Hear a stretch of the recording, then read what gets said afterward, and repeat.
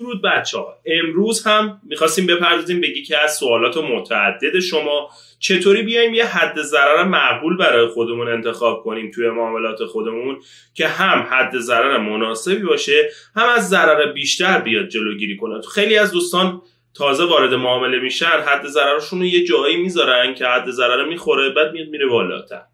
یه همچین مشکلاتی رو همه دوستان میشه گفتش بیشتر از دوستان که تازه وارد معاملات میشن، حالا ربطی نداره چه تو فارکس چه تو معاملات دیگه چه تو بازار بورس ایران هم حتی خیلی از دوستان این کار رو انجام داده بودن زمانهای مناسب بازار و اون قسمت ها رو سودشون هم از دست داده بودن و حتی بیشتر هم تونستن ضرر کنن. دوستی بوده توی بازار ارزهای دیجیتال 50-60 دلارشو فقط همینجوری اومده حد ضرر گذاشته و از دست داده، با این حالی که تو اون نقطه‌هایی هم که وارد شده میتونسته با یه حد ضرر مناسب تر بیاد و یه ریسک فری رو انجام بده و که بتونه معاملات خودش رو بهتر انجام بده. توی ادامه روی مانیتور بهتون این روند رو آموزش میدم و میگم که کجاها بتونین حد ضرر بذارین که خیلی به کارتون بیاد و براتون مفیدتر باشه.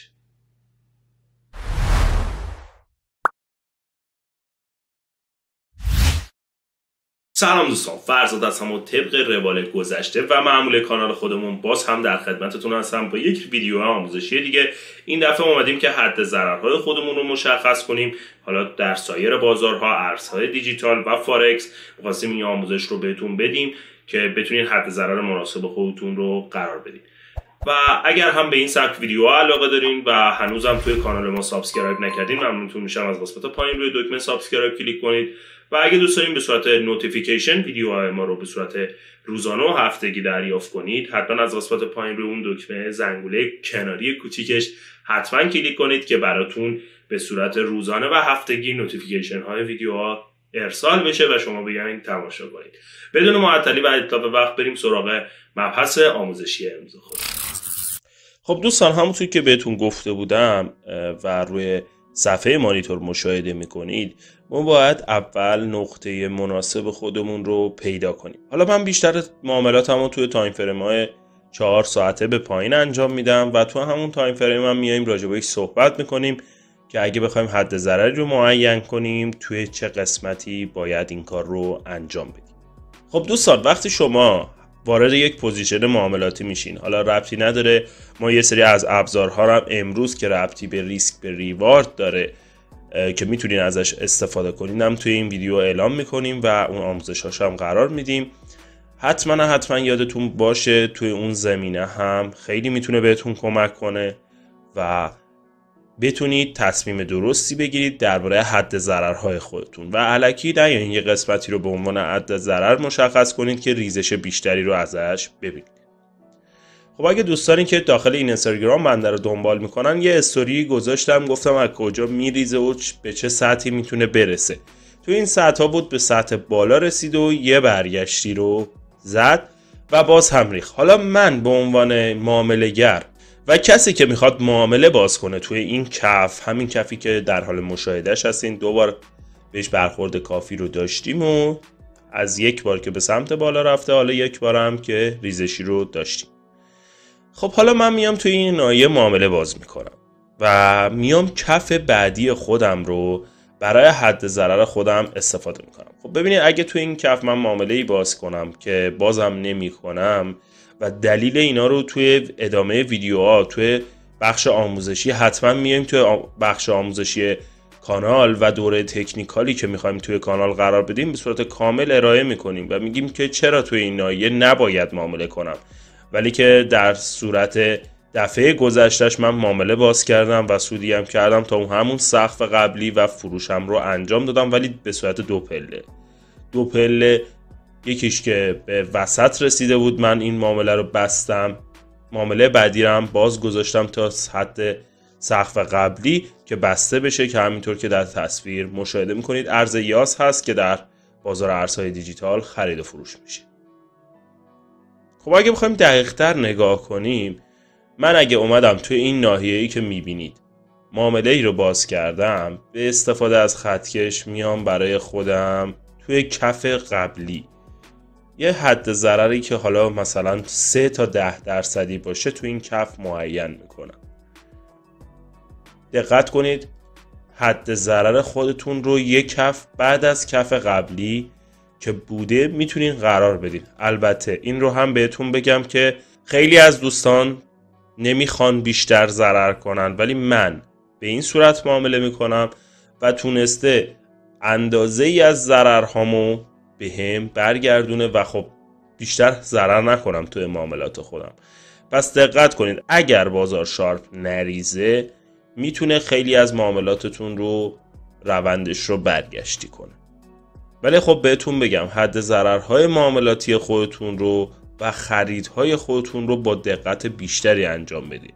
مثلا بازار توی این روند هست، من شاید خرید زیادی رو انجام ندم و خب توی قیمت‌های مناسب شما میتونید بیشتر خریدتون رو انجام بدید. ولی الان باز کردن پوزیشن یه جورایی اشتباهه، چون نه روندتون شکستگی خاصی دیده شده توش، نه میتونین خیلی ازش سود بگیرین و نه اینکه اتفاقی برای روندتون توی معاملات افتاده که بتونه براتون نوید بخش باشه. بیشتر سعی کنید توی نایه‌هایی که بیشتر شخص‌ها فروشندن خرید کنید.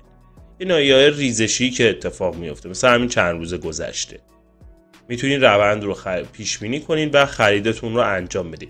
حداقل اگر سود نکنید میتونید ضرر 2-3% دیگه بخواید از معامله خارج بشین. اینجوری نیست که خیلی روند ریزش بکنه.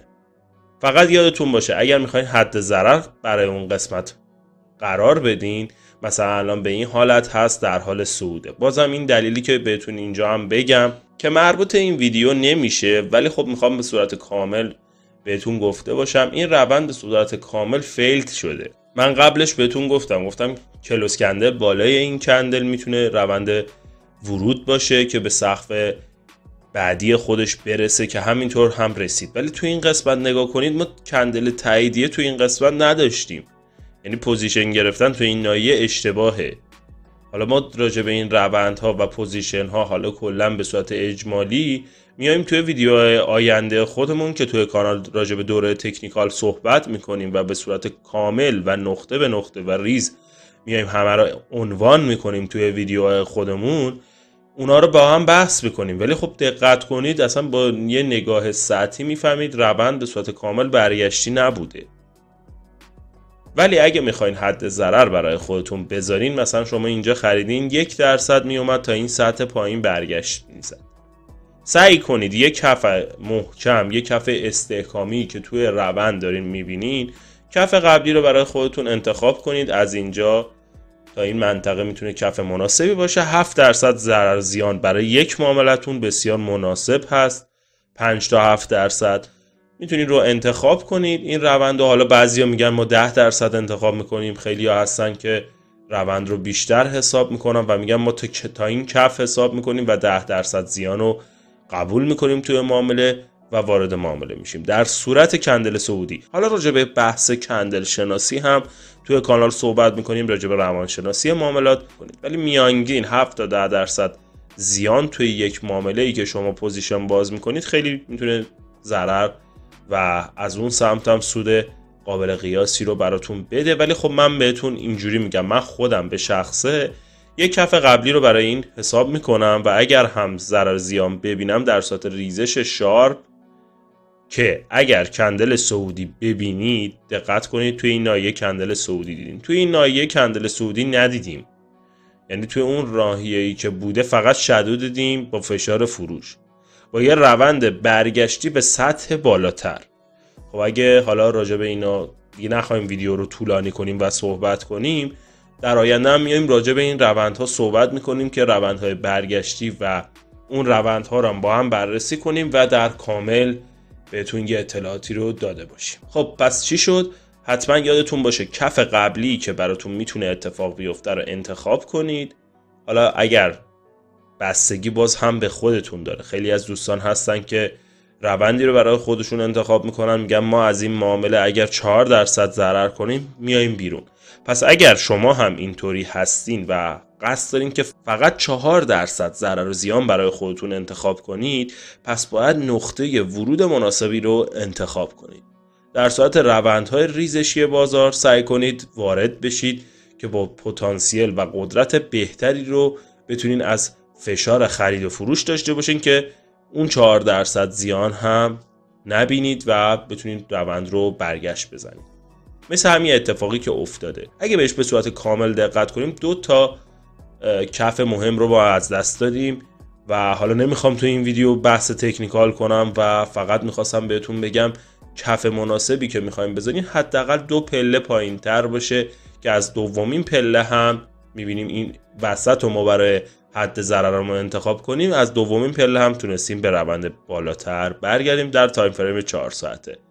حالا دوستان تایم فریم ها رو اشتباه نگیرن، ما در ادامه هم ویدیوهای کاملتری از این موضوع در روند تکنیکال و تحلیل تکنیکال خدمتتون ارائه میکنیم.